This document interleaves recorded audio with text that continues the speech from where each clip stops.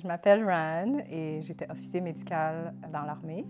J'ai passé la plupart de ma carrière postée à Saint-Jean, mais j'ai aussi fait des déploiements et des exercices un peu partout au Canada, puis aussi outre-mer. J'ai 11 ans et demi dans les forces, puis maintenant, je viens de sortir des forces armées. Bonjour, moi c'est Étienne. Moi j'ai à peu près 19 ans maintenant dans les forces. Je me suis enrôlé en 2006 en tant que fantassin dans la réserve. La même chose, beaucoup d'exercices. J'ai eu la chance de participer, puis des opérations aussi. J'ai fait des opérations domestiques comme les Jeux olympiques en 2010, puis mission internationale en Afghanistan en 2012 et 2013. Nous, quand on a commencé à sortir ensemble, on avait 18 et 19 ans et on se chicanait jamais. C'était la lune de miel et tout était toujours beau. Puis même quand il y avait des moments où je pense que l'un a dérangé l'autre, vice-versa, on le disait pas, on voulait pas vraiment faire de vagues. Puis éventuellement, on s'est rendu compte que si on se chicane jamais, on peut jamais s'améliorer.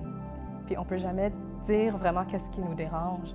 Fait que ça nous a pris longtemps, là, mais je pense que c'est mieux de commencer en début de relation. D'être capable de dire son point de vue, même si c'est pas le point de vue que l'autre veut entendre.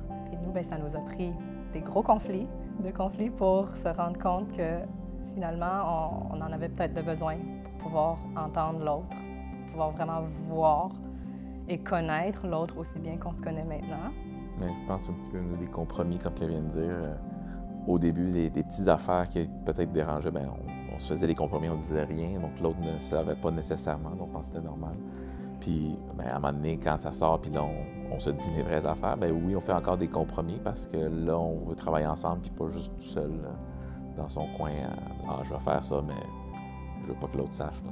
Je pense que ça nous rapproche parce que finalement, c'est quand même un cadeau que tu fais à l'autre quand tu lui montres tes vraies couleurs. Même si c'est pas des super de belles couleurs tout le temps, là, mais ça fait en sorte qu'on puisse faire des nouvelles couleurs, là, je pense. C'est pas un cadeau sur le moment, c'est un cadeau à long terme. Ce qui est beaucoup plus important.